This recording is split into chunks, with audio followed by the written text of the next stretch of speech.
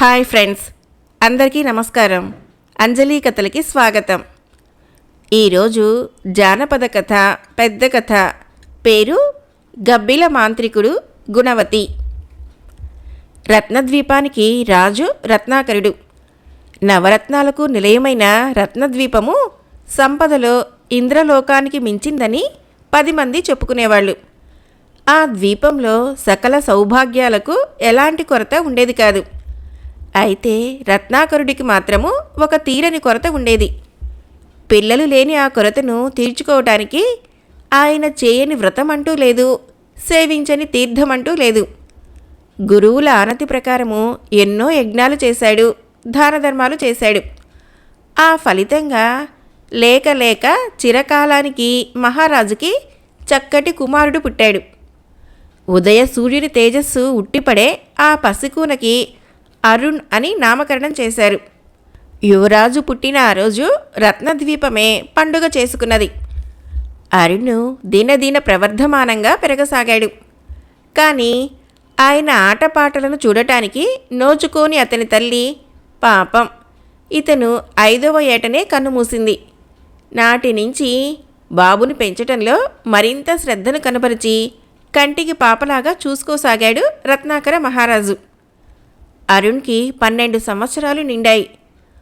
ఉత్సాహం ఉప్పొంగే ఆ బాల్యంలో యవ్వనంలో అడుగుపెడుతున్న ఆ తొలి దశలోనే శస్త్ర అస్త్ర విద్యల మీద ఎంతో శ్రద్ధ కనబరిచేవాడు అరుణ్. అతని ప్రవర్తనను చూసిన మహారాజు తన వంశగౌరవాన్ని కాపాడగల సమర్థుడే తన కుమారుడని మనసులో ఎంతో ఉప్పొంగిపోయేవాడు. ఆ రోజుల్లో రాజవిద్యలకు గురుపీఠంగా విలసిల్లేది విద్యాధర పర్వతం. విద్యాధర పర్వత ప్రాంతంలో ఒక గురుకులాశ్రమం ఏర్పాటు చేసి విద్యాధరుడే ఆచార్యుడిగా ఆ విద్యాలయాన్ని నడిపేవాడు. ఆ సేతు హిమాచలం గల 56 దేశాల రాజకుమారులే కాకుండా ప్రపంచంలోని వివిధ దేశాల నుంచి, పలు ద్వీపాల నుంచి రాజకుమారులు అక్కడికి వచ్చి గురుకుల వాసం చేసి అస్త్రశస్త్ర విద్యలలో ప్రావీణ్యం గడిచేవారు. విద్యాధర విద్యాపీఠం గురించి విన్న రత్నాకరుడు కూడా తన కుమారుణ్ణి ఉన్నత విద్యాభ్యాసం కోసం అక్కడికి పంపాడు. అరుణ్ 5 ఏళ్ల పాటు గురుకుల వాసం చేసి గురు శుశ్రూషలు చేసి అన్ని విద్యల్లోనూ ఆరితేరాడు. గురువుగారి ప్రేమకు పాత్రుడయ్యాడు. తన విద్యాభ్యాసం పూర్తి అయిన వర్తమానాన్ని తండ్రి గారికి పంపాడు అరుణ్. రత్నద్వీపం నుంచి రత్నరాసుల గురుదక్షిణ పంపబడింది. అమూల్యమైన రత్నరాశులను గురువుగారి పాదాల వద్ద సమర్పించి సాష్టాంగ నమస్కారం చేశాడు అరుణ్. వాటిని పరమ సంతోషంగా స్వీకరించి శిష్యుని ఆశీర్వదించాడు విద్యాధరుడు. ఏ విద్య నేర్చుకున్నా దాని ప్రయోజనము తాము బ్రతకడంతో మాత్రమే సరిపోదు. తాము బ్రతికి 10 మందిని బ్రతికింప చేయటంలోనే విద్యల పరమార్థం. నీ విద్య వల్ల నీకు నీ కుటుంబానికే కాదు, మీ రత్నద్వీపానికే మేలు జరగాలి. అదే నేను కోరుకునే గురుదక్షిణ అని సందేశాన్ని ఆప్యాయంగా తెలియజేశాడు. అరుణ్ సవినయంగా గురువాజ్ఞను తప్పకుండా పాటిస్తాను అని తన స్వదేశానికి పయనమయ్యాడు. విద్యాధర పర్వతం నుంచి ఓడరేవుకు ఆమడ దూరం ఉంటుంది. అంచేత రథం మీద బయలుదేరాడు. వివిధ దేశాల నుంచి వచ్చిన తోబుట్టులాగా కలిసిమెలిసి చదువు సంధ్యలు నేర్చుకున్న రాజకుమారులు సజల నయనాలతో వీడుకోలు పలికారు. రథము సముద్ర తీరం వైపు బయలుదేరింది. రథము సముద్ర తీరానికి చేరేలోగా రత్నద్వీప మహారాజు పంపిన రథం తయారుగా ఉంది. సముద్రం హోరుగాలికి ఓడ మీద రత్నజ్యోతి పతాకము ఎగురుతోంది.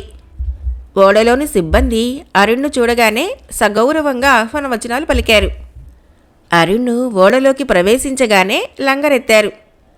రత్నద్వీపం వైపు పయనమైంది ఓడ.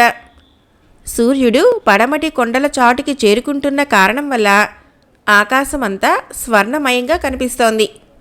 అక్కడక్కడ హంసల్లా సాగే మేఘాలు వాటిని ఆనుకొని ఎగురుతున్నాయా అన్నట్లు బారులుగా తమ గూళ్లకు చేరుకుంటున్న పక్షులు పసుపు రంగును పులుముకోసాగాయి. క్రమక్రమంగా పసుపు రంగు ఎరుపుగాను, ఆ తర్వాత మసక చీకటిగాను తయారైంది. ఎటు చూసినా కనుచూపు మేరకు గంభీరమైన సముద్రము అరుణ్ణి ఒక వింత అనుభూతిని కలిగించింది. ఈ అందాలనంతా తనవి తీరా చూసి ఆనందించాడు. నలువైపులా చీకటి కమ్ముకోకముందే ఓడలో దీపాలు వెలిగాయి. అరుణ్ ఉన్న గదిలోకి 2 పరిచారికులు వచ్చి నమస్కరించారు. ఏమిటి అన్నట్లు చూశాడు అరుణ్. భోజన సమయం అన్నారు చేతులు జోడించుకొని వచ్చినవారు చాలా వినయంగా. అలాగే అన్నాడు అరుణ్. ఇద్దరూ లోపలికి వెళ్ళగానే మరిద్దరు అందమైన యువతులు రకరకాల పళ్ళాల్లో పిండి వంటలను తీసుకువచ్చారు. అరుణ్ భోజనం ముగించి కాసేపు లోపలే అటూ ఇటూ నడిచి పాన్పు మీదకు చేరాడు. సూర్యోదయం కల్లా రత్నద్వీపం రేవు చేరుకుంటాము. తండ్రిని, బాల్యమిత్రుల్ని, మిగతా బంధుజనులని కలుసుకుంటాము అన్న ఆలోచనలతో ఆనందంతో అరుణ్కి చాలా రాత్రి అయ్యే వరకు కునుకు రాలేదు. ఆలోచనలతోనే పాన్పు మీద పడుకొని అటూ ఇటూ పొర్లసాగాడు. మళ్ళీ మళ్ళీ అదే ఆలోచనలు. ఎంత ప్రయత్నించినా కంటి మీద రెప్పవాలటం లేదు. కళ్ళు మూసుకొని ఆలోచిస్తున్న అతని చూపులు అనుకోకుండా ఎదురుగా ఉన్న నిలువుటద్దం మీద పడ్డాయి. ఆ దృశ్యం చూసి ఉలిక్కిపడ్డాడు. ఒక ముసుగు వీరుడు చేతిలో బాకును ముందుకు విసరటం చూసి గబుక్కున తలను పక్కకు తిప్పేశాడు. బాకు సరిగ్గా అతని తల ఉండిన దిండులో దూసుకుపోయింది. క్షణంలో ప్రాణాపాయం తప్పింది. కత్తి విసిరిన మనిషి పారిపోవటానికి ముందుకు దూకాడు. అయినా బంతిలా లేచిన అరుణ్ అతన్ని అలాగే పట్టేశాడు. చితక బాదాడు. ఎన్ని తన్నినా కిక్కురు మనకుండా తింటున్నాడే కానీ తిరిగి తన మీద పడటమో దెబ్బలకు అయ్యో అమ్మో అని కూడా అరవటం లేదు. ఎందుకు నా మీద ఈ దారుణానికి పూనుకున్నావు? అసలు ఎందుకు ఇలా చేశావు? నీకు జరిగిన అన్యాయం ఏమిటి? ఇంతకు నువ్వెవరివి అంటూ ఎన్ని ప్రశ్నలు వేసినప్పటికీ అతడు మాత్రం నోరు మెదపలేదు.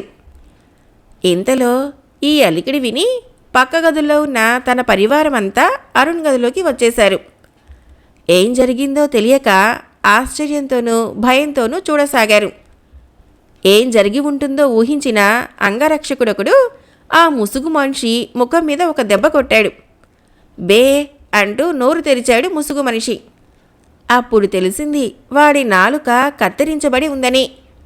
వాడి ముంజేతిలో పులి గుర్తు ఉంది. ఇక వాణ్ణి ఎంత కొట్టినా ప్రయోజనం లేదని ఒక స్తంభానికి గొలుసులతో కట్టేశారు. ఓడ ముందుకు సాగుతోందే కానీ ఎవరూ నిద్రపోలేదు. తూర్పున అరుణరేకులు పొడవసాగాయి. స్తంభానికి కట్టిన ముసుగు మనిషిని కాపలా కాస్తున్న భటుడు వచ్చి మోగవాడు చనిపోయాడు అని చెప్పాడు. అరుణరేఖలు తెల్లటి కాంతి పుంజాలుగా మారేటప్పుడు రత్నద్వీపము రేవును చేరుకుంది. ఓడ నుంచి దిగగానే మామగారు మకుటపతి, రాజగురువు, సర్వ సైన్యాధిపతి ఎదురై అరుణ్ మెడలో పెద్ద పూలమాల వేశారు. వాళ్ళను చూసి సంతోషించాడే గాని అతని కళ్ళు తండ్రి కోసం వెతకసాగాయి. వాళ్ళు వేసిన పూమాల యువరాజుకి స్వాగతం, సుస్వాగతం అంటూ వంది మాగధులు పలికే స్వాగత గీతాలు ఆయనకు వినపడటం లేదు. నాన్నగారేరు మామయ్య అని అడిగాడు.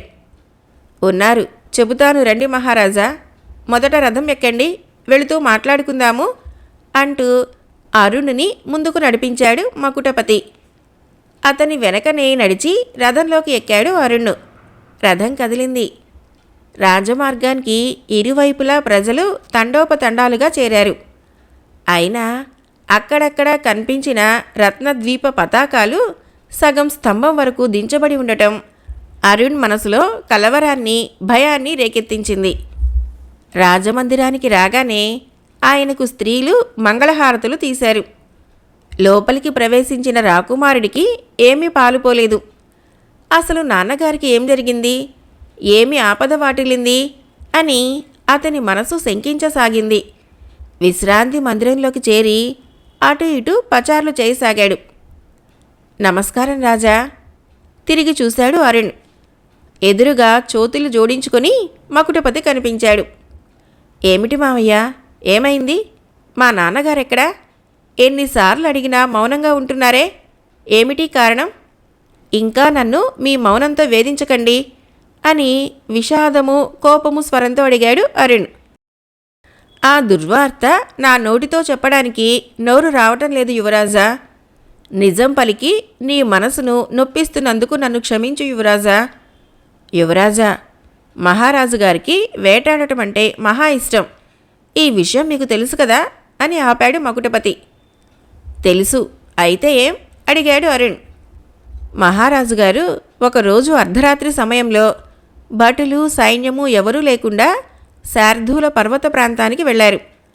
అక్కడ వేటాడుతూ తన వద్దనున్న ఆయుధాలన్నీ అయిపోవటంతో ఒక పులితో హోరాహోరీగా పోరాడారు. అయినా ఆ దుర్మార్గమైన పులి రాజుగారిని పొట్టన పెట్టుకుంది. ఆ రాత్రి నేను సైన్యాన్ని పంపి రాజుగారిని వెదకని చోటు లేదు. దశ దిశలా గాలించాను. చివరికి శార్దూల పర్వత ప్రాంతంలో చిన్న భిన్నమైన రాజుగారి శవం దొరికింది. దిగ్భ్రాంతి చెందాము. అయినా ఇక చేసేది లేక రాజుగారి శవాన్ని రాజమర్యాదలతో తీసుకువచ్చి మన రాజమందిర ఉద్యానవనంలోనే ఉంచాము. ప్రజలందరూ వచ్చి కన్నీళ్లు మున్నీళ్లుగా రాజుగారికి మర్యాద సూచకంగా శ్రద్ధాంజలి ఘటించారు. ప్రజా సమక్షంలోనే రాజుగారి శవాన్ని సమాధి చేయవలసిన దుర్గతి పట్టింది అని జలజల కన్నీరు కారుస్తూ తలదించుకున్నాడు మకుటపతి. అయితే ఈ విషయాన్ని ముందే నాకెందుకు తెలియజేయలేదు? గద్గద స్వరంతో అడిగాడు అరుణ్. ఈ దారుణం జరిగింది 2 నెలలకు ముందే. అప్పటికి మీరు మీ విద్యాభ్యాసం ముగించుకొని మరో నెలలో తిరిగి రాబోతున్నారన్న వర్తమానం అందింది. ఈ విషాద ఉదాంతాన్ని మీరు వచ్చిన తర్వాత నెమ్మదిగా తెలియచేయటమే శ్రేయస్కరము అని రాజసభ తీర్మానించింది. ఆ ప్రకారమే చేశాము. నన్ను క్షమించండి మహారాజా అంటూ తలవాల్చి చేతులు జోడించాడు మకుటపతి. అరుణ్ కళ్ళల్లో నీళ్లు తిరిగాయి. కనుబొమ్మలు ముకుళించి తలదించుకున్నాడు. కాసేపు తర్వాత అంతఃపురంలోని రాజుగారి నిలువెత్తు చిత్రపటానికి సజ్జల నయనాలతో చేతులు జోడించి నమస్కరించాడు. చాలాసేపు నిశ్శబ్దం రాజ్యం చేసింది. ఒక చిన్న విన్నపం అన్నాడు మకుటపతి నిదానంగా చేతులు నోటికి అడ్డంగా పెట్టుకొని. చెప్పండి అన్నట్లు చూశాడు అరుణ్. రేపు ఉదయము మీ సమక్షంలో మహారాజు గారి సమాధి వద్ద శ్రద్ధాంజలి సభ ఏర్పాటు చేయాలని ప్రజలు తహతహలాడుతున్నారు. రాజగురువులు కూడా అనుమతిని ఇచ్చారు.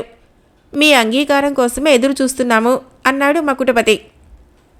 కొనవేళ్లతో కళ్ళు తుడుచుకుంటూ అలాగే అన్నట్టుగా తల ఊపి దగ్గరలో ఉన్న ఆసనం మీద కూర్చొని విచారంగా కళ్ళు మూసుకున్నాడు అరుణ్. మంత్రి మకుటపతి అరుణ్కి నమస్కరించి అంతఃపురం నుంచి వెలుపలికి నడిచాడు. తండ్రి చిత్రపటాన్ని కిటికీ ద్వారా చీకటి శూన్యాన్ని చూస్తూ రాత్రంతా అలా గడిపాడు యువరాజు. దూరంగా ఎక్కడో తొలికోడి కూసింది. తూర్పున అరుణరేఖలు విచ్చుకోసాగాయి. రాజమందిరానికి ఉత్తర దిశగా ఉంది ఉద్యానవనం. అక్కడక్కడ తామర తటాకాలు రంగురంగుల పువ్వులతో తీర్చిదిద్దినట్లు రమణీయంగా ఉంది ఉద్యానవనం. వీటికి మధ్యగా సువిశాలమైన ప్రదేశం. అక్కడే మహారాజుగారి సమాధి చంద్రకాంతమణులు పొదగబడి అందంగా కనిపించింది. తెల్లవారుజాము పొద్దు కాలేదు. అయినా నగరంలోని ప్రముఖులు ఉన్నత రాజోద్యోగులు అక్కడ గుమిగూడారు. చలువరాతి మీద విషాద వదనాలతో కూర్చున్నారు. ఉద్యానవనానికి వెలుపల కూడా సామాన్య ప్రజానీకము గుంపులు గుంపులుగా గుమిగూడారు. రాజగురువు మంత్రి మకుటపతి ముందుగా నడుస్తున్నారు. వారి వెంట యువరాజు అరుణ్ మహారాజు సమాధి వద్దకు నడిచి వచ్చారు. దారికి ఇరువైపులా కూర్చున్న రాజోద్యోగులు గౌరవపూర్వకంగా లేచి యువరాజుకు చేతులు జోడించారు. వెనక సేవకులు తెచ్చిన పూలమాలలను పుష్పగుచ్ఛాన్ని తీసి సమాధి మీద ఉంచి నమస్కరించాడు అరుణ్. ఆ తర్వాత మకుటపతి, సేనాధిపతి చిత్రసేనుడు, ఇతర సామంతరాజులు పుష్పగుచ్ఛాలను సమర్పించారు. సమాధికి ఎదురుగుండా అమర్చబడిన ఎత్తైన వేదిక మీదకు వచ్చారు యువరాజు, రాజగురువు, మకుటపతి. వచ్చి తమ ఆసనాలలో ఆసీనులయ్యారు. చీమ చిటుక్కుమన్న తెలిసేంత నిశ్శబ్దంగా ఉంది సంతాప సభ. రాజగురువు లేచి నిలబడి సభను తేరిపారా చూశాడు. ఒక్క నిమిషము మౌనం వహించి, మహాజనులారా, ఈరోజు రత్నద్వీప చరిత్రలోనే ఒక ముఖ్యమైన రోజు. ప్రజలను తన కంటి పాపలుగా భావించి పరిపాలించిన మన మహారాజు గారు ఇవాళ మన మధ్యలో లేరు. ఇది మనం ఏమాత్రమూ అనుకోని దుస్థితి. అనుకోనిది జరగటమే విధి. అందుకే మన పెద్దలు విధి బలీయము అంటారు. విధి విలాసాన్ని మానవ మాతృలైన మనం తెలుసుకోలేము. అయినా మన ప్రయత్నాలు మనం చేసి తీరాలి. అందువల్ల మన మహారాజు గారు మనకు దూరమైనప్పటికీ ఆయన స్థానంలో మన యువరాజును కూర్చోబెట్టి ఆయనకు మనమంతా అండగా నిలబడాలి. అదే మన గురుతర కర్తవ్యం. మహారాజు గారి ఆత్మకి శాంతి కలిగించాలని సర్వశక్తి సమన్వితుడైన భగవంతుణ్ణి మనసారా ప్రార్థిస్తున్నాను. ఇకపోతే మన యువరాజు గారి పట్టాభిషేకం గురించి మన మంత్రి పుంగవులు సెలవిస్తారు అంటూ కూర్చున్నాడు మహారాజు వైపుకు చూస్తూ. మకుటపతి లేచి నిలబడ్డాడు. చేతులు పైకెత్తి సభకు నమస్కరించాడు. దూరాన నిలబడి ఉన్న సామాన్య ప్రజలు చేతులు ఊపుతూ తమ ఉత్సాహాన్ని వెలిబుచ్చారు. మహాజనులారా, పురప్రముఖులారా, ఈ దినము నా జీవితంలో ఓ దుర్దినం. తన కుమారుడు వస్తాడని, రాగానే పట్టాభిషేకం చేసి తన శేష జీవితాన్ని ప్రశాంతంగా గడపాలని ఆశించిన మన మహారాజు, మా మామగారు అకస్మాత్తుగా మనల్ని వదిలి వెళ్ళిపోయారు. కాదు కాదు, విధి మనల్ని ఆయనకు దూరం చేసింది. అయినా మా మామగారి చివరి కోరిక ఆయన నిర్ణయించిన రోజుననే, అంటే వచ్చే విజయదశమి నాటికి విజయవంతంగా జరపాలని. అప్పుడే మహారాజు గారి ఆత్మకు శాంతి, నా ఆత్మకి తృప్తి కలుగుతుంది అని భావిస్తున్నాను. అలా పైన స్వర్గంలోని రాజుకి ఆనందం కలిగించడము మన కర్తవ్యము అని సుదీర్ఘంగా ఉపన్యసించాడు. దాపును ఉన్న పురప్రముఖుల ముఖాలు ఆనందంతో వెల్లివిరిసింది. దూరంగా ఉన్న ప్రజలు కొందరు ఏవో గుసగుసలాడసాగారు. సభ ముగించబోతున్న సమయము. తెల్లని దుస్తులతో, అంతకన్నా తెల్లని గడ్డాలతో 5 సన్యాసులు సభలోకి ప్రవేశించారు. సన్యాసులన్నా, యోగి పుంగవులన్నా రత్నద్వీపంలో ఎనలేని గౌరవం. మహారాజు గారికి, మంత్రి సామంతులకు గాని సన్యాసుల మీద, మునుల మీద భయభక్తులు ఉండేది. అందువలన ఈ 5 సన్యాసులను ఎవరూ ఆపలేదు. వాళ్ళు సరాసరి వేదిక దగ్గరకు వచ్చి ఆగారు. భవానీదేవి ఉపాసకులం మేము. ఈ రాజవంశీయులకు భవానీదేవత కులదేవత.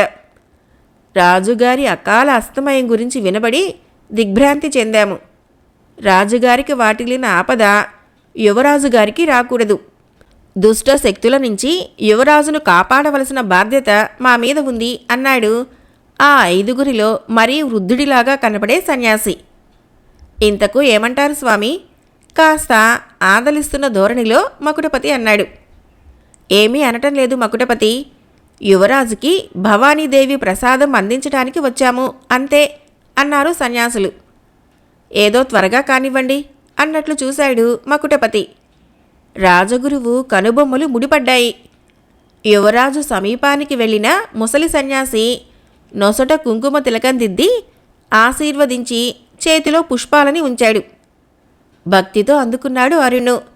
2 చేతులతో కళ్ళకద్దుకున్నాడు. పువ్వుల మధ్య తాటాకు కనబడింది. పుష్పాలను జాగ్రత్తగా భద్రపరచు అన్నాడు సన్యాసి. అందరి చూపులు యువరాజు మీదే కేంద్రీకరింపబడి ఉన్నాయి. అందుచేత పువ్వుల్లోని తాటాకుని వెలుపలకు తీసి చదవటం భావ్యం కాదని ఆసనం నుంచి లేచి నిలబడ్డాడు యువరాజు. అందరూ యువరాజును అనుసరించారు. వచ్చిన సన్యాసులకై కలియజూశాడు రాజు. వారి జాడ కనపడలేదు. తనకు ప్రత్యేకంగా తీసుకువచ్చిన రథంలో కూర్చున్నాడు యువరాజు. రథము అంతఃపురం వైపు కదిలింది. పువ్వుల గుత్తి మధ్య ఉన్న తాటాకుని నెమ్మదిగా విప్పి చూశాడు అరుణు. ముత్యాల్లాంటి అక్షరాలు కనిపించాయి. మహారాజుగారు మరణించలేదు, చెరసాలలో ఉన్నారు. పైగా వివరాలు కావాలంటే ఈ విషయం ఎవరికీ చెప్పకుండా రాజమందిరానికి ఉత్తరంగా 2 ఆమడల దూరంలో ఉన్న ఉదయదుర్గం దగ్గరికి రేపు ఉదయానికల్లా రహస్యంగా చేరుకోండి. ఇట్లు మీ శ్రేయోభిలాషి అని ఉంది ఆ తాటాకులో. అంతఃపురం చేరిన యువరాజు ఒకచోట నిలబడలేకపోయాడు. ఎప్పుడు తెల్లవారుతుంది? ఎప్పుడు ఉదయాద్రి దుర్గం చేరుకోగలడు? ఉత్తరం పంపిన శ్రేయోభిలాషి ఎవరు? అసలు తండ్రిగారిని చెరపట్టవలసిన అవసరం ఏమిటి? అలా చేసిన దుర్మార్గులెవరు? మొదలైన ప్రశ్నలతో సతమతం కాసాగాడు. ఆ రాత్రి ఒక యుగంలాగా కనపడింది. సూర్యోదయానికల్లా ఉదయాద్రి దుర్గం చేరుకోవాలంటే వేకువజామునే బయలుదేరాలి. ఇలా ఆలోచిస్తూ ఉండగానే దూరంగా ఎక్కడో తొలికోడి ఒకటి కూసింది. రాజమందిరం నుంచి సద్దు చేయకుండా వెలుపలికి వచ్చాడు. కాపలా కాస్తున్న వాళ్లంతా గురక పెడుతూ నిద్రపోతున్నారు. ఓ స్తంభానికి తెల్లటి గుర్రం కట్టబడి ఉంది. ఆ గుర్రం మీద ఎక్కి తూర్పు దిక్కుగా మళ్లించి ఆదలించాడు. తూర్పు దిశలో అరుణరేఖలు తెలిసేటప్పటికే గుర్రము నగర పొలిమేరలు దాటింది. అక్కడక్కడ చిన్న చిన్న పల్లెలు అప్పుడప్పుడే మేలుకుంటున్నాయి. కష్టజీవులైన కర్షకులు తమ కర్తవ్యం నెరవేర్చడానికి సూర్యునితో పోటీపడి నాగళ్లు భుజానకెత్తుకొని పొలాలకు చేరుకుంటున్నారు. ఇంకా సేపటికి గ్రామాలు కూడా దూరమయ్యాయి. మార్గం కూడా ఇరుకుగా తయారైంది. దారికి ఇరువైపులా పొడి పొడి చెట్లు, పెద్ద పెద్ద దారులు ఎదురయ్యాయి. దూరంగా ఓ చిన్న గుట్ట, ఆ గుట్టకు తూర్పు దిశగా గంభీరమైన సముద్రము, ఉత్తర దిశగా శిథిలావస్థలో ఉన్న ఒక గుడి కనిపించాయి. ఆ భూభాగమంతా రత్నద్వీపంలోనే ఉన్నప్పటికీ ఆ పరిసరాలన్నీ ఓ ప్రత్యేక ప్రపంచంలా కనపడింది. సూర్యకిరణాలు తెలిసేటప్పటికీ ఆ ఉదయాద్రి దుర్గం చేరుకున్న అరుణ్ను ఎదురుగుండా ఉన్న గుడిలోని దేవుడికి ఒక నమస్కారం చేసి గుర్రాన్ని ఓ రాతి స్తంభానికి కట్టేసి దగ్గరనే ఉన్న సముద్రం వైపు చూస్తూ నడిచాడు. సముద్రము చాలా గంభీరంగా ఉంది. తూర్పు దిశ ఆకారం వాకిలిలో బంగారు రంగు కిరణాల రంగవల్లులు మనోహరంగా ఉన్నాయి. అయితే వాటినంతా పట్టించుకొని చూసి ఆనందించే స్థితిలో లేడు అరుణ్. తన్ని ఇక్కడికి రమ్మని రహస్యంగా కబురు చేసిన తన శ్రేయోభిలాషి కోసము వెతకసాగాయి కళ్ళు. కానీ అసలు ఎక్కడా ఆ మనిషి జాడ అలికిడి తెలియటం లేదు. అంతా కలయజూసి సముద్రం మీదకి దృష్టి సారించాడు. ఉదయిస్తున్న భానునికి స్వాగతం పలకటానికి వికసించిందా అన్నట్టు ఓ తామర పువ్వు ఆకారం కనపడింది. నెమ్మదిగా అది తన వైపే వస్తున్నట్లు అనిపించింది అరుణ్కి. దగ్గరికి రాను రాను అది తామర పువ్వు కాదని, ఓ యువతి అందాల మోము అని గ్రహించాడు యువరాజు. మరి కొంతసేపటికల్లా ఆ అందాల వనిత సముద్రం నుంచి తీరానికి నడిచి వచ్చింది. సముద్ర కన్యలా వచ్చి తన ఎదుట నిలబడిన ఆ సుందర రూపాన్ని కన్నార్పకుండా అలాగే చూస్తూ నిల్చుండిపోయాడు అరుణ్. వచ్చిన కార్యం మరచిపోయి అలాగే నిలిచిపోయారేమిటి యువరాజు గారు అని అడిగింది ఆమె మెల్లగా నవ్వుతూ. ఎప్పుడో పాలసంద్రం నుంచి మరో లక్ష్మి పుట్టిందని చెబుతారు. కానీ నా కళ్ళ ముందే సముద్రం నుంచి నడిచి వచ్చిన మీరు సముద్రపుత్రిక కాదు కదా అన్నాడు అరుణ్. నేను సాగరపుత్రికనో కాదో తర్వాత తెలుసుకుందిరు గాని మొదట మీ తండ్రి గారి సమాచారం గమనించండి యువరాజా అంది ఆమె. క్షమించండి, అసలు మీరెవరు? నిన్న నాకు మా తండ్రి గారి వర్తమానం తెలియజేసిన ఆ ఋషియోత్తములు మీకేమైతారు? అన్నీ చెబుతాను రండి అంటూ అలా ఆలయం ముందు కూర్చొని మాట్లాడుకుందాం అని ఆమె ముందుకు నడిచింది. యువరాజు ఆమెను అనుసరించాడు. భవానీ ఆలయం ఎదురుగా బ్రహ్మాండమైన చదునైన తెల్లబండ కనిపించింది. దానిమీద ఇద్దరూ కూర్చున్నారు. చెప్పండి అన్నట్లు చూశాడు యువరాజు. నా పేరు ఉదయకుమారి. నేను లక్ష్మిని కాదు. మా నాన్న కోయదొర. ఉదయాద్రికి దక్షిణ దిశగా మా గూడెం ఉంది. మా గూడెంలో కోయలే కాకుండా మీ రాజ్యంలో దారుణాలు తట్టుకోలేకుండా నీడ కోసం వచ్చిన వాళ్ళు, మీ ప్రధాని మకుటపతి రాక్షస కృత్యాలకు పరిగెత్తుకు వచ్చిన సామాన్య పౌరులు చాలామంది ఉన్నారు. ఏమిటి? మా పరిపాలనలో దారుణాలా? మకుటపతి రాక్షస కృత్యాలా? ఏమిటి మీరనేది? కనుబొమ్మలు ముడిచి అడిగాడు యువరాజు. అవును యువరాజా, ఆవేశపడకుండా నెమ్మదిగా వినండి. మీ నాన్నగారికి తెలియకుండా సామాన్య ప్రజలను నానా హింసలకు గురిచేశాడు ఆ మకుటపతి. చివరికి మకుటపతి చూపిన పదవులకు ఆశపడి మీ రాజగురువు సర్వసేనాధిపతి చిత్రసేనుడు కూడా ప్రధాని దుర్మార్గ పథకాలకి తోడ్పడ్డారు. మీ తండ్రి గారిని చంపటానికే పథకం ఆలోచించారు. అయితే మహారాజుని చంపడం వలన కావాలంటే రాజ్యం వారి హస్తగతం కావచ్చు. కానీ రాజ్యానికన్నా ఎన్నో రెట్లు విలువైనది, రత్నద్వీప ప్రశస్తికి మూల స్తంభమైనది అయిన సువర్ణహారం ఉన్న రహస్య ప్రదేశము మహారాజు గారికి మాత్రమే తెలుసు. దానిని మొదట తెలుసుకొని తమ కైవసం చేసుకోవాలి. అందుకోసము దానిని చెప్పమని రాజుని నిర్బంధించారు. ఆయన్ని శార్దూల పర్వత పాతాళ బిలంలో బందీగా చేశారు. ఇంకా ఆయన అక్కడే కష్టాలు పడుతున్నారు. సువర్ణహారం అంటే ఏమిటి? అది మీ వంశానికి పూర్వకాలం నుంచి వస్తూ ఉన్న మణిహారం. అడిగినదే తడవుగా అనర్ఘ నవరత్నాలను ప్రసాదించే దివ్య మణిహారం. దానిని తమ కైవసం చేసుకోవడానికే ఇంతటి దారుణానికి తలబెట్టారు ఆ దుష్టత్రయం. అవును, ఇవన్నీ మీకెలా తెలుసు? మీ ఆస్థానంలో సర్వసేనాధిపతిగా ఉండిన రాహులుడు ఆ దుష్టత్రయం వేస్తున్న పథకాలని వ్యతిరేకించాడని చంపడానికే పూనుకున్నారు. వారి పిడికిలి నుంచి తప్పించుకున్న రాహులుడు కొన్నాళ్ళకి మా గూడెం చేరుకున్నాడు. అతడే రాక్షస పరిపాలన నుంచి విముక్తులై వచ్చిన రత్నద్వీప ప్రజలను చూసి వారికి ఆత్మవిశ్వాసం చేకూరుస్తూ స్నేహితుడిగా మా తండ్రి గారికి, అదే కోయరాజుకి అత్యంత ఆప్త బంధువు అయ్యాడు. ఆయన ద్వారానే ఇన్ని విషయాలు తెలుసుకోగలిగాను. ఇన్ని దారుణాలు జరుగుతున్నాయి కదా, దీనిని ప్రజలకు తెలియచేసి చైతన్యం కలుగజేసి తిరుగుబాటు చేయించలేకపోయారా? అందుకే కృషి చేస్తున్నాము. అందుకు కాలం కలిసి రాలేదు. త్వరలో మకుటపతి పాపం పండుతుంది.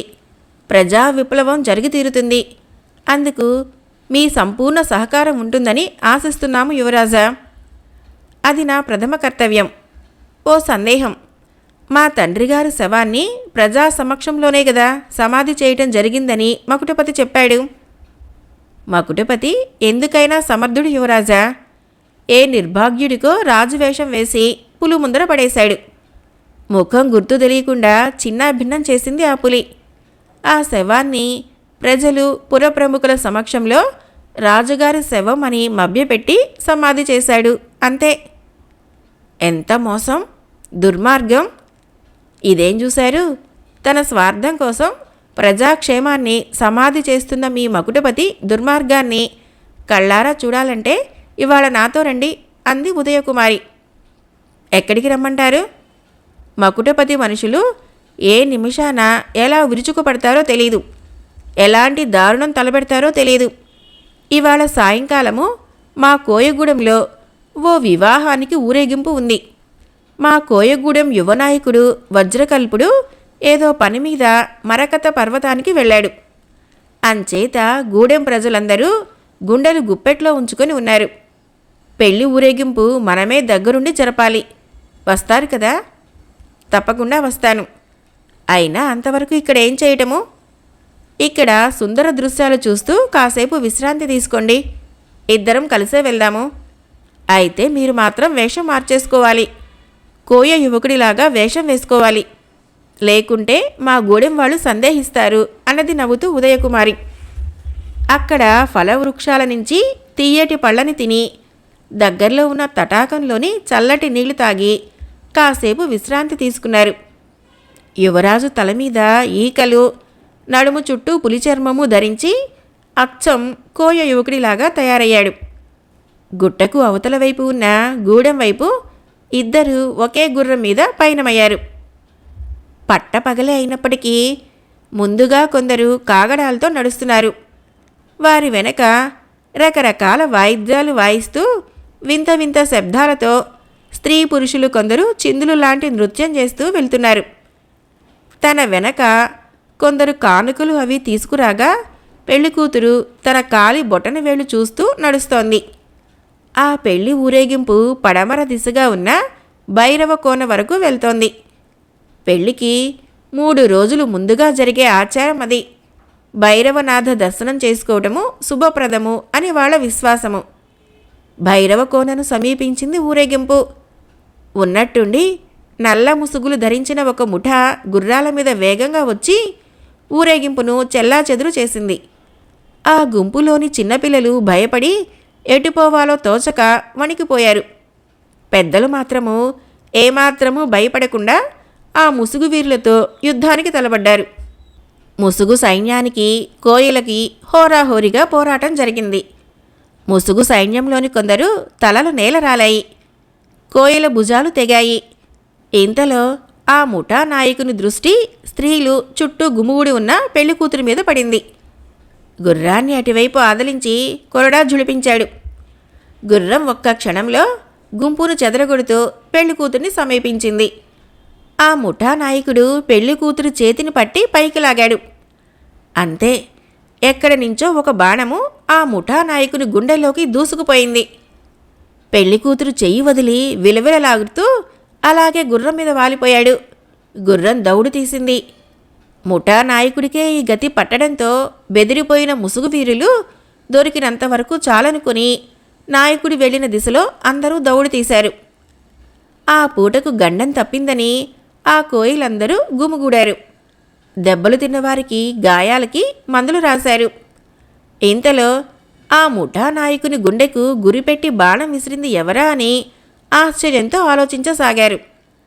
ఆ బాణమే గాని రాకుంటే పెళ్లికూతురి గతి ఏమయ్యేదని కొందరు వాపోసాగారు. ఇలా వాళ్ళు మాట్లాడుకుంటూ ఉన్నప్పుడే ఉదయకుమారి కోయ యువకుని వేషంలో ఉన్న యువరాజు అరుణ్ను అక్కడికి వచ్చారు. అందరూ ఉదయకుమారికి నమస్కరించారు.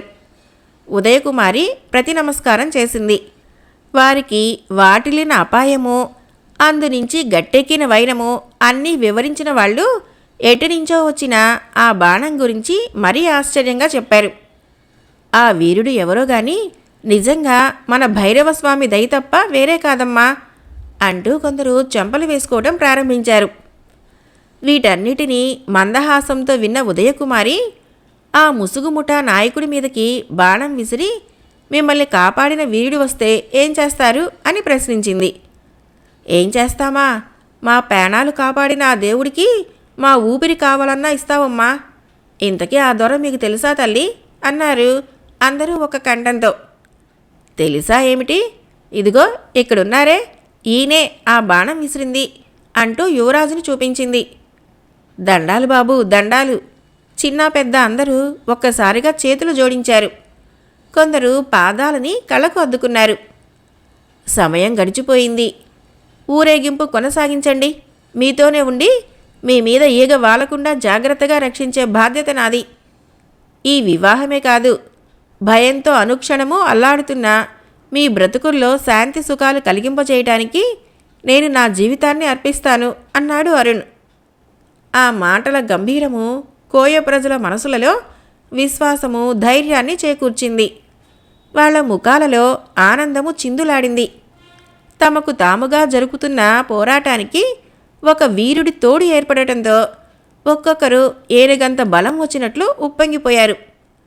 ఊరేగింపు ఉత్సాహంతో ముందుకు సాగింది. 3 వైపులా ఎత్తైన కొండల మధ్యన ఓ లోయలాగా ఉంది భైరవకోన. దక్షిణ దిశ కొండ మీద నుంచి సన్నటి జలపాతం. వెండి తీగల్లా సాగే ఆ జలపాతానికి ఎడమవైపు కొండ క్రింద చిన్న లోయలాంటి ప్రదేశం. అక్కడే పెద్ద పెద్ద కూరలతో 4 చేతులతో సింహం మీద కూర్చున్నట్లుంది భైరవస్వామి విగ్రహం. జలపాతం నుంచి నీళ్లు తెచ్చి స్వామికి అభిషేకం జరిపి అడవి పూలతో కట్టిన మాలను సమర్పించింది కాబోయే పెళ్లికూతురు. పెళ్లి కావాలనే యువకుడు ఒంటరిగా అడవికి వెళ్ళి పులితో పోరాడి దానిని చంపి పులిగోరు హారం చేయాలి. ఆ పులిగోరు హారాన్నే పెళ్లికూతురు మెడలో మంగళసూత్రంగా కట్టడము ఆ కోయగూడెంలో తరతరాలుగా వస్తున్న ప్రాచీన వీర ఆచారం. ఆచార సాంప్రదాయాలని తమ ప్రాణాలకు సమంగా చూసుకోవటము కోయలకు పుట్టుకతో వచ్చిన గుణం. వీరుడు సంపాదించిన ఆ పులిగోరు హారాన్ని మొదట భైరవస్వామి పాదాల వద్ద ఉంచి ఆశీస్సులు పొందడం కోసమే భైరవస్వామి పూజ జరుపుతారు.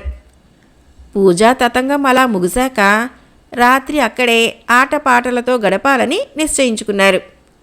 పండుగ వచ్చినట్లయింది అక్కడ వాతావరణం. అరుణ్, ఉదయకుమారి అక్కడి నుంచి బయటికి వచ్చారు. అరుణ్ ఏమీ పలకకుండా చేతులు వెనక కట్టుకొని మౌనంగా నడిచాడు. అతని అడుగులతో తన అడుగులు కలిపిన ఉదయకుమారి, యువరాజు గారు దీర్ఘాలోచనలో పడినట్లున్నారు అంది.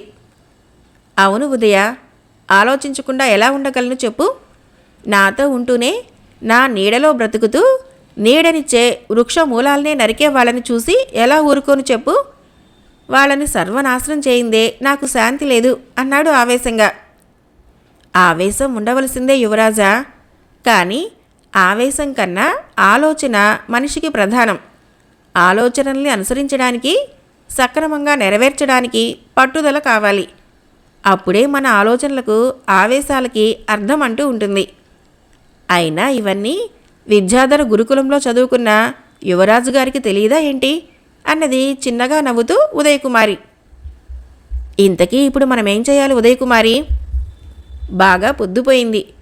ఇప్పుడే బయలుదేరారంటే అర్ధరాత్రికల్లా మీ నగరం చేరుకుంటారు. మీ నగరం పొలిమేరలోనే బేతాళ వటవృక్షం ఉంది.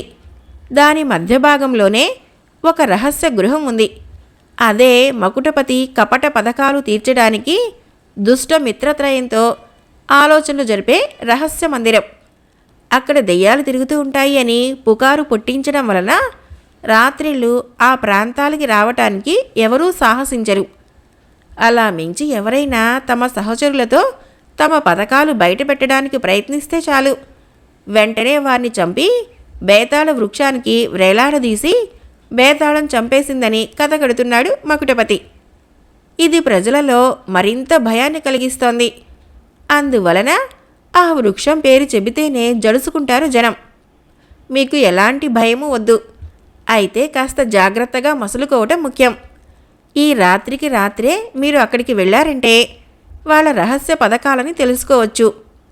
మకుటపతికి కుడి భుజం లాంటి భుజాన్నే ఒక బాణంతో కొట్టి చంపారు. అదే మన భావి విజయానికి శుభసూచకం. వారి పథకాలు తెలుసుకొని ఎల్లుండి రాత్రి మా గూడెంలో జరగనున్న పెళ్లికి తప్పకుండా రావాలి. మకుటపతి పథకాలను ఎలా ఎదుర్కోవాలో ఆ తర్వాత ఆలోచిద్దాము అంది ఉదయకుమారి ఎంతో గంభీరంగా. అంతకు మించిన ఆత్మవిశ్వాసము ఆమె ప్రతి మాటలోనూ ధ్వనించింది. ఇద్దరూ కొద్ది దూరం నడిచాక ఎదురుగా గుర్రం కనిపించింది. గుర్రం మీద కూర్చొని ఆదలించాడు అరుణ్. నగరం వైపు శరవేగంతో దూసుకుపోయింది ఆ తెల్లటి గుర్రం. మణిద్వీప నగర పొలిమేరలలో నగరానికి వాయువ్య దిశగా ఉంది బేతాళ వృక్షం. ఊడలు దిగిన బ్రహ్మాండమైన వటవృక్షం అది. దాని ఊడలు ఏవి, అసలు వృక్షం మొదలు ఏది అన్న విషయం తెలుసుకోలేనంతగా అది దట్టంగా పెరిగి ఉంది. ఆ రోజు అమావాస్య. అసలు పగటి సమయంలోనే చెట్టు క్రింద వెళితే రాత్రిలాగా చీకటి కమ్ముకుంటుంది. సూర్యకిరణాలు ఆ చెట్టుపై పడితే చంద్రకాంతిగా మారిందే తప్ప అది నేల మీద కూడా పడదు. అలాంటి రాత్రుల్లో, అది అమావాస్య నిశిలో ఎలా ఉంటుంది? ఆకాశము రత్నాలు పొదిగిన నల్లటి తివాచీలాగా ఉంది. నలువైపులా కాటుక లాంటి కారు చీకటి. దూరం నుంచి చూస్తే ఆకాశము చెట్టు క్రింద కూర్చున్న బ్రహ్మరాక్షసుల్లాగా కాటుక పర్వతంలాగా ఉంది ఆ బేతాళ వృక్షం. అప్పుడప్పుడు బగ్గు బగ్గుమనే మంటలు. ఆ మంటలనే కొరివి దెయ్యాలు అంటారు నగర ప్రజలు. అర్ధరాత్రి దాటేసరికి బేతాళ వృక్షం దగ్గరికి చేరుకున్నాడు అరుణ్. గుర్రం మీద నుంచి క్రిందకి దూకి గుర్రాన్ని అక్కడే వదిలి చుట్టుపక్కల పరిశీలించి చూస్తూ లోపలికి ప్రవేశించాడు. మర్రి ఉడకు ఆనుకొని బాణలాంటి పెద్ద పొట్టతో, పెద్ద పెద్ద మీసాలతో, మరీ పెద్ద తలపాగా కట్టుకున్న ఒక భూతాకార శరీరము మర్రి ఊడకు ఆనుకొని కునుకుపాట్లు పడుతోంది. ఆ మర్రి ఊడకే వెలుగుతున్న కాగడ ఒకటి తగిలించి ఉంది. ఇదే విధంగా అక్కడక్కడ మర్రి చెట్టు కాగడాలు, భూతాకారాలు కనబడ్డాయి. వీటన్నిటినీ గమనిస్తూ నెమ్మదిగా పొంచి పొంచి అడుగులు వేయసాగాడు అరుణ్. అయితే ఉన్నట్టుండి భయంకరమైన అరుపు చెట్టును కదిలించింది. చటుక్కున పొదచాటుకు తప్పుకున్నాడు అరుణ్. ఏమైతుందో చూద్దామని చూస్తున్నాడు. చెట్టుకు 4 వైపులా దివిటీలను రాక్షసుల్లాంటి ఆకారాలు తీసుకొని అటూ ఇటూ తిప్పుతూ ముందుకు వెనక్కి పరిగెత్తసాగారు. కొంతసేపటికి మరొక పెద్ద అరుపు వినిపించింది. ఆ అరుపు వినగానే ఆ భూతాకారాలు పరుగులు ఆపేసి కాగడాలని ముందున్న స్థానంలోనే ఊడలకు తగిలించి ఆ ఊడ మొదళ్లలో ఉన్న తోలు సంచీలు తీసుకొని అందులోని కళ్ళును గుటగుటా తాగేసి క్రిందపడి నిద్రపోసాగాయి. కొన్ని ఆకారాలు కూర్చొనే కునుకు ప్రారంభించాయి. బేతాళ వృక్షంలో కొరివి దెయ్యాలు తాండవమాడుతున్నాయని అమాయక ప్రజలలో గుబులు రగిలించడానికే ఈ ఆకారాలు ఇలా అరజాముకోసారి దివిటీల నృత్యం చేస్తున్నారని అరుణిట్టే పసిగట్టాడు. నిదానంగా చప్పుడు చేయకుండా ముందుకు నడిచాడు. వృక్షం మధ్య భాగంలో చిన్న పాడుబడిన గుడిలాంటి భవనం ఉంది. దాని ద్వారం వద్ద 2 కాపలా కాస్తున్నారు. ఆ 2 కూడా ఏదో మాట్లాడుకుంటూ అటు ఇటు పచార్లు చేస్తున్నారు. వాళ్ళని తప్పించుకునో లేదా చంపో లోపలికి ప్రవేశించడం కష్టం కాదు గాని అలికిడైతుందని భావించిన అరుణ్ మెల్లగా వెనక వైపుకు దారి తీశాడు. అక్కడ ఎవ్వరూ లేరు. అడుగు మీద అడుగు వేసుకుంటూ లోపలికి తొంగి చూశాడు. ప్రధాని మకుటపతి, రాజగురువు, సైన్యాధిపతి మద్యం సేవిస్తూ ఏవో మాట్లాడుకుంటున్నారు. వాళ్ళ మాటలు స్పష్టంగా వినిపించడం లేదు. అరుణ్ మరికొంత ముందుకు నడిచాడు. ఈ దెబ్బతో అరుణ్ ఇంద్రలోకం చేరుకుంటాడు.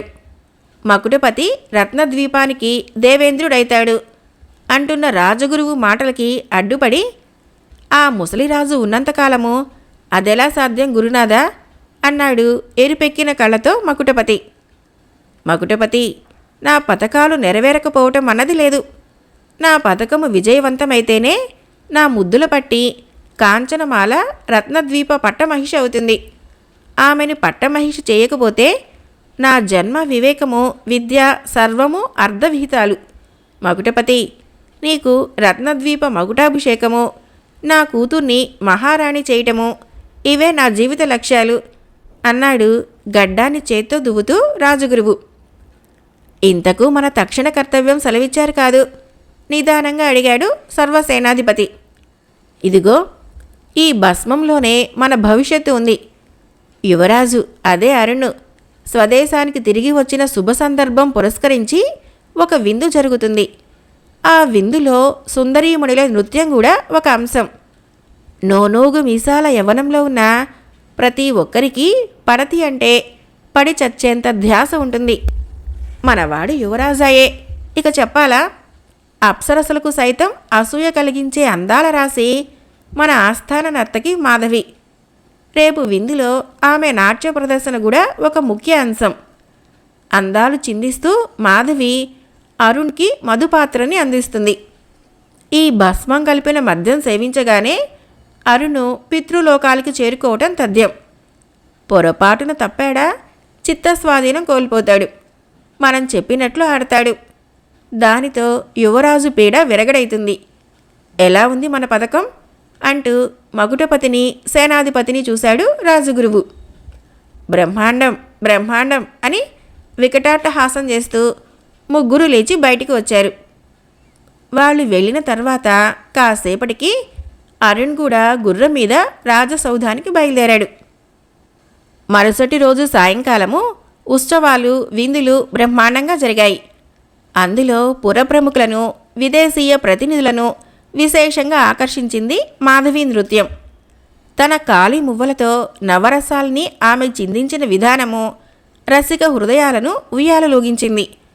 ఆమె నాట్యము ఊర్వశిని తలపించింది. నాట్యం చేస్తూ వసంత కోకిల స్వరంతో పాట పాడుతూ బంగారు పళ్ళెం చేతిలో ధరించి నాట్యం చేయటం చివరి అంశం. ఆ బంగారు పళ్ళెంలో సుందర శిల్పాలు చెక్కిన చిన్న మధు కలశం ఉంది. మకుటపతి, రాజగురువు, సైన్యాధిపతి దృష్టి అంతా ఆ కలశం మీదే ఉంది. ఆ కలశంలోని ద్రాక్షారసము ఎప్పుడెప్పుడు యువరాజు గొంతులో దిగుతుందా అని క్షణాలు లెక్కబెడుతున్నారు. నాట్యం చేస్తూ చేస్తూ చిరుదరహాసంతో యువరాజును సమీపించి ఆయన చేతికి మధు కలశాన్ని అందించింది మాధవి. నూనూగు మీసాలను ఎదురు చేతి కొనగోటితో మీటుతూ యువరాజు కుడి చేత్తో మధుకలసాన్ని అందుకొని నోటి దగ్గరకు తీసుకువెళ్ళాడు. మకుటపతికి సంతోషంతో గుండె ఆగినంత పనైంది. రాజగురువు కనురెప్పలు ఆడటం లేదు. తదేకంగా యువరాజు వైపే చూస్తున్నాడు. సైన్యాధిపతి ఆనందాతిరేకంతో మెల్లగా చిందులు వేయసాగాడు. వీరి అవస్థలను చేష్టలను ఏమీ పట్టించుకునే స్థితిలో లేడు యువరాజు. మాధవి నృత్యం ముగిసింది. స్వర్ణాసనం నుంచి లేచి 4 అడుగులు వేసిన యువరాజు తూలుతూ సోలిన కళ్ళతో సభా మధ్యానికి వచ్చి సొమ్ముసిల్లి పడిపోయాడు. సభలో కలకలం బయలుదేరింది. మకుటపతి, రాజగురువు, సైన్యాధిపతి, మిగిలిన రాజోద్యోగులు ఒక్కసారిగా చుట్టూ మోగారు. యువరాజు అరుణ్ స్పృహ కోల్పోయాడు. రాజవైద్యులకు కబురు చేశారు. కంగారుగా పరిగెత్తు వచ్చిన రాజవైద్యులు నాడీ పరీక్ష చేసి చూశారు. ముక్కులకు ఏదో వాసన చూపారు. యువరాజు కళ్ళైనా తెరవలేదు. యువరాజు గారికి ప్రాణభయం లేదు కదా? అడిగాడు మకుటపతి. భయపడకండి ప్రభు, అలాంటిదేమీ జరగలేదు. మందుని తేనెలో రంగరించి ఇస్తాను. రాత్రికి పూర్తిగా విశ్రాంతినివ్వండి. ఉదయానికి గాని యువరాజా గారి ఆరోగ్యం గురించి ఏమీ చెప్పలేము. అయినా ప్రాణాపాయం లేదు అని మాత్రం చెప్పగలను. అంతా భగవదేచ్ఛ, సెలవు అంటూ నమస్కరించి వెళ్ళిపోయారు రాజవైద్యులు. యువరాజుని జాగ్రత్తగా రత్నాలు పొదికిన హంసతూలికా తల్పంలో పడుకోబెట్టారు 3 పరిచారికలు. నిదానంగా వింజామరలు వేస్తున్నారు. రాజగురువు, మకుటపతి యువరాజు పాదాల దగ్గర కూర్చున్నారు. ఆతృతగా చూస్తున్నారు.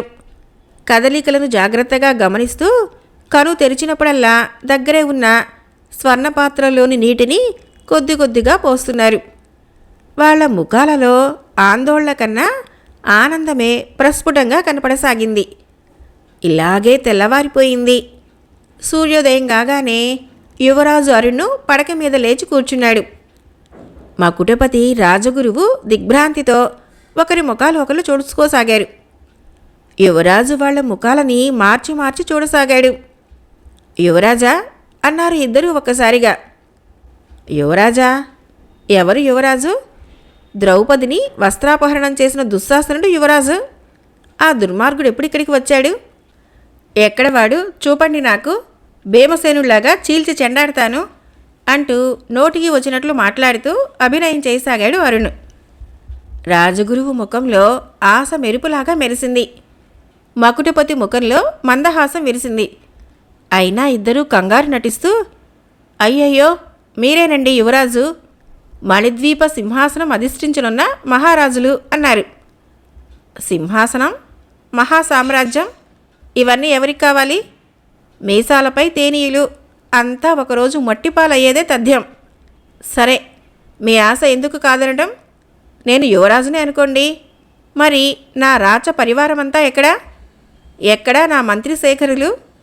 ఎక్కడ నా దండనాథుడు? ఎక్కడ నా సేనాధిపతి? ఎక్కడ నా ఆస్థాన నర్తకి? నా కీర్తిని గానం చేసే కవి గాయక నటబృందం ఎక్కడా అంటూ కుప్పిగంతులు వేయసాగాడు. ఇంతలో అక్కడికి 2 రాజవైద్యులు ప్రవేశించారు. స్వాగతం మంత్రి పుంగవుల్లారా, స్వాగతం.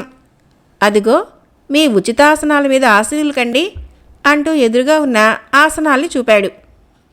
అక్కడ కూర్చోవటానికి వాళ్ళు జడుసుకొని అలాగే నిలబడిపోయారు. మకుటపతి, అయ్యా వైద్యులారా, రాత్రి స్పృహ తప్పిన యువరాజు తెల్లవారగానే ఇలా తయారయ్యాడు. ఆయనకు ఏమైందో పరిశీలించండి అన్నాడు. యువరాజుని మంచి మాటలతో పడుకోబెట్టి నాడీ పరీక్ష చేశారు వైద్యులు. రాజుగారి ఆరోగ్యం బాగానే ఉంది, కానీ మతిస్థిమితం కాస్త తప్పినట్లుంది, అంతే. అంచేత ఈ భస్మము రోజుకి 3 పూట్లా సేవిస్తే త్వరలోనే మన స్థిమితానికి వస్తాడు అని ఒక పాత్రలోని భస్మం తీసి ఇచ్చారు. యువరాజుకు చిత్తభ్రమ అన్న వార్త ప్రజలకు తెలియకూడదు. అంచేత ఈ విషయం ఎక్కడా పొక్కనీకండి అని రాజవైద్యులకు హెచ్చరిక చేసి పంపారు మకుటపతి, రాజగురువు. ఆ తర్వాత యువరాజుని మెల్లగా అంతఃపురానికి తీసుకువెళ్ళి మందిరంలోకి నెట్టి బయట తలుపులు వేసి తాళం బిగించారు.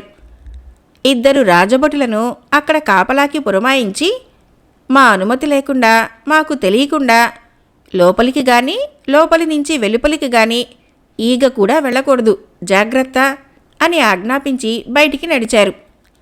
అంతఃపుర మందిరంలో అరుణ్కి మకుటపతి రాజగురువు కుట్ర బయటపడినందుకు సంతోషించాడు.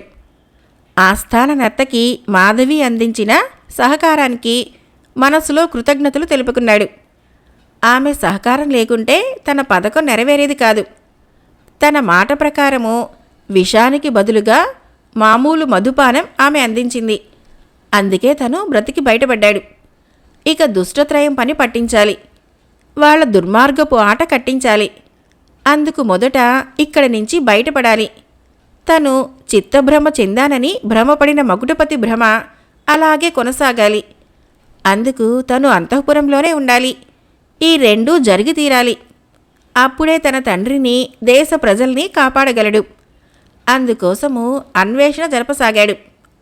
అంతఃపుర మందిరం నుంచి ఓ రహస్య మార్గం ఉందని ఇంతకుముందు ఎప్పుడో విన్నాడు. కానీ అది ఎక్కడ ఉంది అన్న విషయం మాత్రం తెలియదు. మధ్య మధ్య మకుటపతి, అతని పరివారంలోని వారెవరైనా వచ్చినప్పుడు మాత్రం పిచ్చివాడిగా నటిస్తూ వాళ్ళ మాటలని, చేతలని, గుసగుసలని జాగ్రత్తగా గమనిస్తూ వాళ్ళు వెళ్ళిపోగానే రహస్య బిలమార్గం కోసం అన్వేషించసాగాడు. తండ్రిగారి చిత్రపటం వెనక రత్నాలతో పొదిగిన ప్రమిద ఆకారం కనిపించింది. దానిని పట్టుకొని కుడివైపుకి ఒక తిప్పు తిప్పాడు. అంతే, తన తండ్రిగారి చిత్రపటము పైకెత్తబడింది. వెనకనున్న గోడ 2 తలుపులుగా విడిపోయి చిన్న మార్గం కనిపించింది. సంతోషంగా లోపలికి ప్రవేశించాడు. లోపలికి రాగానే తలుపులు మూసుకున్నాయి. 6 మెట్లు క్రిందకి దిగగానే తూర్పు వైపుకి చీకటి మార్గం కనిపించింది.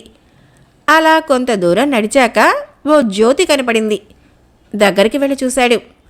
అది ఓ నవరత్నాల హారము. అది భార్గవీదేవి కంఠహారంగా వెలుగొందుతోంది. బహుశా ఇదే ఉదయకుమారి చెప్పిన మరకత హారం అయి ఉండవచ్చునని ఊహించాడు. భార్గవీదేవి పాదాల వద్ద రత్నాల రాసులు కుప్పలు తెప్పలుగా ఉన్నాయి. తన ప్రయత్నంలో పూర్తి విజయాన్ని ప్రసాదించమని ఇలవేల్పు భారతీదేవిని చేతులెత్తి నమస్కరించి క్రింది వైపు మెట్ల మీద నడక సాగించాడు. ఆ మెట్ల దారిలో కొంత దూరం వెళ్ళాక మెట్లు లేకుండా మామూలు దారి కనపడింది. ఆ దారి గుండా మరికొంత దూరం నడిచేసరికి బిలద్వారానికి అడ్డుగా బ్రహ్మాండమైన అమ్మవారి నల్లరాతి విగ్రహం కనిపించింది. వెనక వైపు నుంచి మెట్లెక్కి అమ్మవారి విగ్రహం నోటిగుండా బయటికి వచ్చాడు. చుట్టూ తేరిపారా చూశాడు. అరణ్య మధ్యంలో ఉన్నాడు. చుట్టూ దట్టమైన చెట్లు. సన్నటి దారి గుండా మరికొంత దూరం నడిచాడు. పడమటి దిశగా పంచమి చంద్రుడు లీలగా కనిపిస్తున్నాడు. ప్రకృతి అంతా భయంకరమైన నిశ్శబ్దంతో నిండుకొని ఉంది. ఎదురుగుండా ఎత్తైన బండరాయి కనిపించడంతో దాని మీదకి ఎక్కి చూశాడు. అక్కడ నుంచి బయటపడటానికి దూరంగా ఓ వెలుగురేఖ కనిపించింది. దానిని దృష్టిలో ఉంచుకొని నడక సాగించాడు. కొండ పాదాల వద్ద పాడుబడ్డ మంటపం కనిపించింది. మంటపం లోపల ఏదో కాంతి కనిపించడంతో అటువైపుగా నడిచాడు. మంటపం బయట స్తంభానికి 2 గుర్రాలు కట్టబడి ఉన్నాయి. లోపల ఉన్న ఇద్దరినీ చూసి తన కళ్ళని తానే నమ్మలేకపోయాడు. ఎదురుగుండా విద్యాధర గురువు, విద్యాధర ఆశ్రమం పనులు చూసుకునే విద్యాసాగరు కాగడాల వెలుగులో కూర్చొని ఏవో మాట్లాడుకుంటున్నారు. గురువుకు ఆనందాతిరేకంతో పాదాభివందనం చేశాడు అరుణ్. చిరునవ్వుతో విద్యాధర స్వామి, శుభమస్తు అరుణ్, అపరాత్రి వేళ ఇలా వచ్చావేంటి? మహారాజు కాలమయ్యారని విన్నాము, నిజమేనా అని విచారించాడు. అవన్నీ తర్వాత చెబుతాను గాని మీరు నాకు వార్త తెలుపకుండానే మా దేశానికి వచ్చేసారే, ఇంతలో శిష్యుని జ్ఞాపకం లేకుండా పోయిందా గురు అన్నాడు అరుణ్. మర్చిపోలేదు బాబు, మిమ్మల్ని కలుసుకొని మీ బాగోగుల్ని విచారించి వెళదామనే వచ్చాను. పక్కగూడెంలోనే వజ్రకల్పుడు అనే శిష్యుడు ఉన్నాడు. అతని పెళ్ళి ఇవాళ. ఆ వివాహాన్ని చూసుకొని నీ దగ్గరికి రావాలనే వచ్చాను అన్నాడు విద్యాధర్. మహాప్రసాదం, నేను మరకత పర్వతానికి వెళ్తున్నాను అన్నాడు అరుణ్. అలాగా, అయితే ఇప్పుడే బయలుదేరదాం. ఇవాళ వేకువజామునే ముహూర్తం. నువ్వు కూడా నా గుర్రం మీద అధిరోహించు, ఇద్దరం మాట్లాడుకుంటూ వెళదాం. అరుణు, విద్యాధర స్వామి ఒకే గుర్రం మీదకి ఎక్కారు. మరో గుర్రం మీద విద్యాసాగరు వారిని అనుసరించాడు. విద్యాధర గురువుతో పాటు అరుణ్ణి చూసిన ఉదయకుమారి ఎంతో సంబరపడిపోయింది. తన సోదరుడి పెళ్లికి విద్యాధర గురువు రావటము ఎంతో గొప్పగా భావించాడు వజ్రకల్పుడు. పెళ్లి వేడుకలు ఒకవైపు, మరోవైపు రత్నద్వీప రాజు ఉనికిని గురించి ఆలోచనలు జరుగుతూ ఉన్నాయి. ఉదయకుమారి తండ్రి చిత్రసేనుడు అరుణద్వీపానికి సర్వ సైన్యాధ్యక్షుడిగా కూడా ఉండినవాడు. ఆయన రహస్య గూఢాచారుల మూలంగా రాజుగారు ఉన్న శార్దూల పర్వత పాతాళ బిలం ఉన్న చోటు తనకు తెలుసునని, కానీ అక్కడికి మానవ మాతృలు వెళ్ళలేరని తెలియచేశాడు. శార్దూల పర్వతం చుట్టూ భయంకరమైన పులులు ఉన్నాయి. మనిషి సంచారాన్ని ఇట్టే పసిగట్టి పైన పడతాయి. వాటి బారి నుంచి తప్పించుకున్నప్పటికీ శార్దూలగిరి ద్వారం దగ్గర రాక్షసుల్లాంటి వస్తాదులుంటారని, వారి నుంచి రాజుగారిని తప్పించేటప్పటికీ వారు తమ జాడను దుష్టత్రయానికి తెలియచేసే అపాయం ఉందని తెలియచేశాడు. దీనినంతా జాగ్రత్తగా ఉన్న విద్యాధర గురువు ఒక ఉపాయం చెప్పాడు. అరుణ్ణి పక్కకు పిలిచి ఆయన చెవిలో ఏదో కాసేపు చెప్పాడు. విద్యాధర గురువు పాదాలకి నమస్కరించాడు అరుణు. మీరందరూ వజ్రకల్పుని నాయకత్వంతో బయలుదేరి మన రాజధానికి చేరండి. నేను తండ్రి గారిని విడిపించుకొని రాజధానికి చేరుకుంటాను. మరి 2 రోజుల్లో మకుటపతి రాజ్య పట్టాభిషేకానికి ఏర్పాట్లు చేస్తున్నారు. దానిని ఎలాగైనా ఆపాలి అని గురువుగారి గుర్రం దగ్గరికి సమీపించి తట్టి దాని చెవిలో కాసేపు ఏదో నిదానంగా చెప్పాడు. అంతే, దానికి 2 వైపులా 2 బంగారు రెక్కలు పుట్టుకు వచ్చాయి. దాన్ని అధిరోహించిన అరుణు ఆకాశంలోకి ఎగిరిపోయాడు. శార్దూలగిరి శిఖరం మీద దిగి తండ్రి ఉన్న చెరసాలకు చేరుకున్నాడు. లోపల ఒకరిద్దరు రాజభటులు ఉన్నారు, కునుకు తీస్తున్నారు. బ్రతుకు తెరువు కోసము కొలువు ఉన్న వాళ్ళని చంపడం ఎందుకని తండ్రిగారి సంకెళ్లను విడిపించాడు. కుమారుని చూసిన రత్నవీరుడు అమితానందంతో కౌగిలించుకున్నాడు. ఆనంద బాష్పాలు రాల్చాడు. తండ్రిగారిని గుర్రం మీద కూర్చోబెట్టి తాను అధిరోహించి రత్నద్వీప రాజధాని నగరానికి బయలుదేరాడు. శార్దూల పర్వతము. విద్యాధర గురువుగారి ఆశీర్వచనంతో ఎటువంటి రక్తపాతము జరగకుండా తండ్రిని చెర నుంచి విడిపించాడు అరుణు. అరుణు మహారాజుని బంధ విముక్తుని చేసి తీసుకుపోతూ ఉండగా చూసిన కాపలాదారులు నెత్తి నోరు కొట్టుకున్నారు. వారి అరుపులు విని పరుగు పరుగున రావటానికి అక్కడ మంది మార్బలం ఎవరూ లేరు. నరమానవులు కాలు పెట్టలేని శార్దూల పర్వతం మీద కాపలా ఎందుకన్నట్టు నామమాత్రంగా 2 మాత్రం ఉంచాడు మకుటపతి. మహారాజుని చెర నుంచి విడిపించి తీసుకువెళుతున్నది ఎవరో వాళ్లకు తెలియరాలేదు. ఎవరూ రారన్న ధైర్యంతో కునుకు తీసినందుకు ఒకళ్ళనొకళ్ళు తిట్టుకున్నారు. ఈ విషయము మకుటపతికి తెలియచేయటానికి బయలుదేరారు. అత్యవసరంగా అవసరపడినప్పుడు పనికి వస్తాయని 2 గుర్రాలని బిలంలో ఉంచాడు మకుటపతి. ఆ గుర్రాలలో ఒకటి పచ్చిక మేస్తూ ఓ పులివాత పడి మరణించడంతో ఒక గుర్రం మాత్రమే ఉంది. శార్దూల పర్వతం చుట్టుపక్కల ఉన్న పులులను తప్పించుకొని అతి కష్టం మీద రాచనగర్కి చేరుకోగలిగారు. పాతాళ బిలం దగ్గర కాపలా ఉంచిన 2 తన దర్శనం కోసం వచ్చారని విని మకుటపతి కంగారు పడ్డాడు. అంతలోనే కోపం ముంచుకు వచ్చింది. అసలు విషయం ఏమిటో తెలుసుకోవాలనే ఉద్దేశంతో వారిని లోపలికి రమ్మని ఆజ్ఞాపించాడు. మకుటపతి ఏమంటాడో, ఏ విధమైన శిక్షకు గురిచేస్తాడో అన్న భయంతో గడగడలాడుతూ వచ్చి నిలబడ్డారు.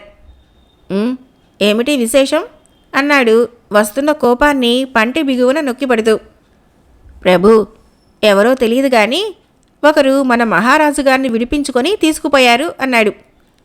అంటే ఎవరో కూడా తెలియనంత చక్కగా కాపలా కాస్తున్నారన్నమాట అన్నాడు. అంతా కళ్ళు మూసి తెరిచే లోపల జరిగిపోయింది ప్రభు. వివరంగా చెప్పండి అన్నాడు ఆలోచనలో. 2 రోజుల క్రితము తెల్లవారుజామున ఆకాశంలో నుంచి ఓ రెక్కల గుర్రం క్రిందకి దిగి వచ్చింది. దాని రెక్కలు బంగారు రెక్కలు.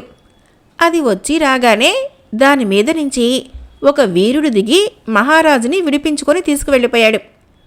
మేమా రెక్కల గుర్రాన్ని చూసి ఆశ్చర్యపోయాము. మళ్ళీ తేరుకొని అడ్డు పెట్టబోయేంతటిలోగానే వాళ్ళు వెళ్ళిపోవటం జరిగింది. ఇందులో మా అశ్రద్ధ ఏం లేదు ప్రభు, మమ్మల్ని మీరు రక్షించాలి అంటూ తాము చూసిన దానికి మరికొంత జోడించి మకుటపతి కాళ్ళ మీద పడ్డారు. వాళ్ళు చెప్పింది విని నిర్ఘాంతపోయాడు మకుటపతి.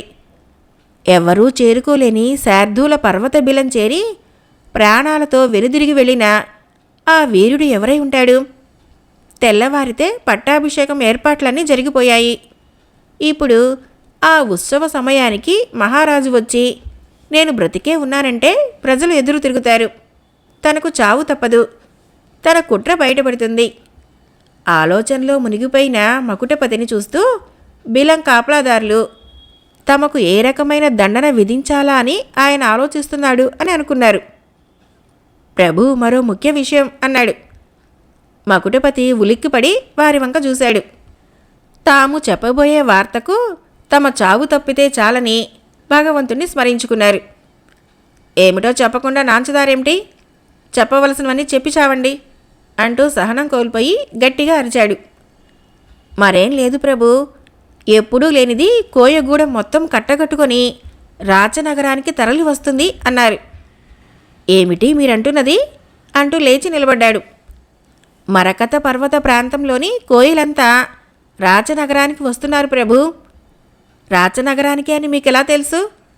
వాళ్ళ మాటలను బట్టి గ్రహించాము. వాళ్ళు నగరం ఎప్పటిలోగా ప్రవేశించగలరు? వాళ్ళు కాలినడకనే వస్తున్నారు. బహుశా రేపు మధ్యాహ్న సమయానికి ఇక్కడికి చేరుకోవచ్చు అంటూ వాళ్ళు వచ్చే మార్గం చెప్పారు. మకుటపతికి వెంటనే చిత్రసేనుడు అతడి కూతురు గుర్తుకు వచ్చారు. మితిమీరిన దేశభక్తి ఉండకూడదు చిత్రసేన, చూడు నీ గతి ఏమైతుందో అనుకున్నాడు. ప్రభు, చిత్రసేనుని కూతురు ఉదయకుమార్ని కూడా ఆ గుంపులో చూశాము అన్నారు ఇద్దరు. వాళ్ళు చెబుతున్న మాటలు వింటూనే గబగబా తన మందిరం బయటికి వచ్చాడు మకుటపతి. ఆయన చూస్తూనే కాపలా కాస్తున్న భటులు నిలబడిపోయి నమస్కారాలు చేశారు. అవేమీ పట్టించుకోకుండా అశ్వశాల వైపుగా పరుగులాంటి నడకతో వెళ్ళి ఓ గుర్రం ఎక్కి తమ రహస్య స్థావరమైన భేతాళ వృక్షం దగ్గరకు దౌడు తీయించాడు గుర్రాన్ని. రాచనగర వీధుల్లో పరుగులు తీస్తూ వెళుతున్న గుర్రాన్ని, దానిమీద ఎంతో ఆత్రంగా ఉన్న మకుటపతిని చూసి ప్రజలు ఏదో కొంపలు అంటుకుపోయే పరిస్థితి రాబోతుందని గ్రహించారు. ఆయన పెడుతున్న కష్ట నష్టాలకి లోలోన మండిపోతున్న కొందరు పళ్ళు కొడుక్కున్నారు కోపంతో. మకుటపతి ఎక్కిన గుర్రము తిన్నగా వెళ్ళి మర్రి వృక్షం మొదట్లో ఉన్న గుడిలాంటి భవనం ముందు ఆగింది. మకుటపతి లోపలికి ప్రవేశించేసరికి రాజగురువు, సైన్యాధిపతి జరగబోయే పట్టాభిషేకం గురించి మాట్లాడుకుంటున్నారు.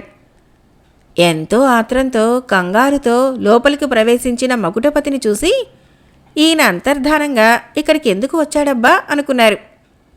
మకుటపతి వచ్చి రాగానే మద్యం నిండిన పాత్రను అందుకొని గటగటా తాగేసి పక్కనే ఉన్న పాన్పు మీద నడుం వాల్చాడు అలసటగా. అతని వింత ప్రవర్తనకు ఆశ్చర్యపోయి ఏమైంది మకుట అంటూ ప్రశ్నించాడు రాజగురువు. ఏమైతుంది, అంతా సర్వనాశనం అవుతోంది అన్నాడు.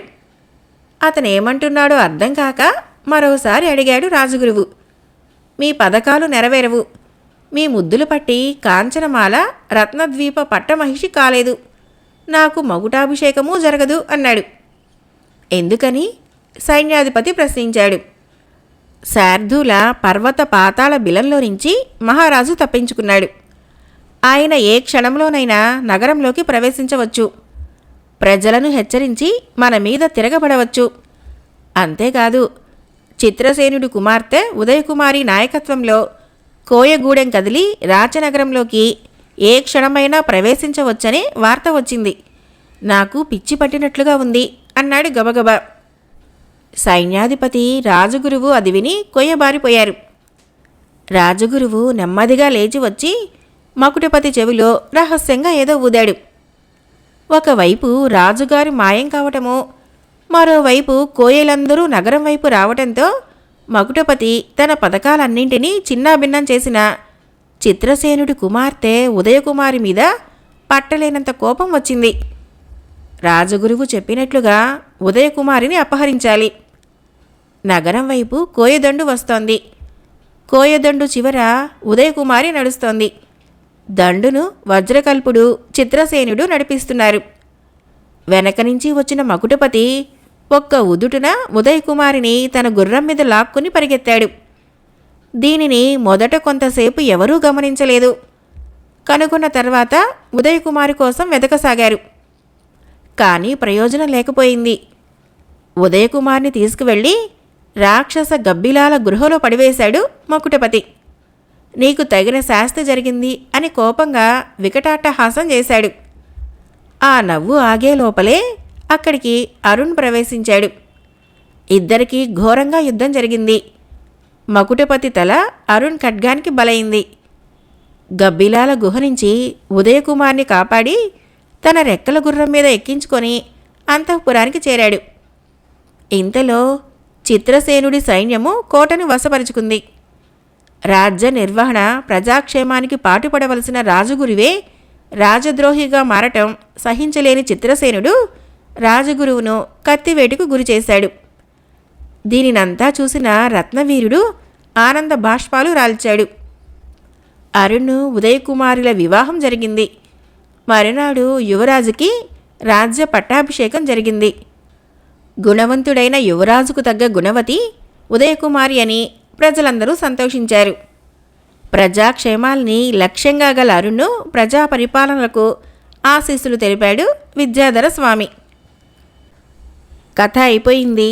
ఫ్రెండ్స్, నా కథలు నచ్చినట్లయితే మన ఛానల్ని తప్పకుండా సబ్స్క్రైబ్ చేయండి, లైక్ చేయండి, షేర్ చేయండి, కామెంట్ చేయండి. Thank you.